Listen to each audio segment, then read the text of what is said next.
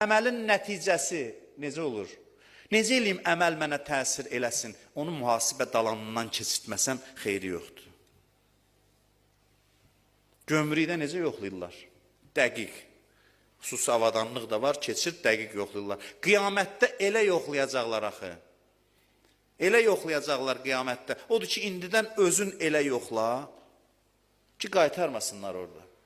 Və əməl o mühasibə dalanından keçdikdən sonra sənə xeyir verməyə başlayır. Yoxsa elə avtomatik əməl edirsən. Günah elədim, niyə elədim? Səhv də elədim.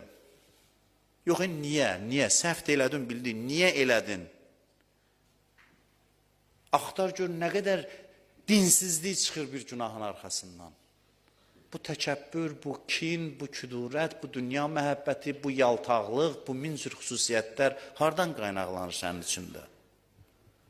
Get dərinliyə, gör niyə bu hal səndə var, nədir, dərdin nədir? Dilləri azzarın nədir axı sənin? Bax, adam öz nəfsinə deyir ki, dərdin azzarın nədir?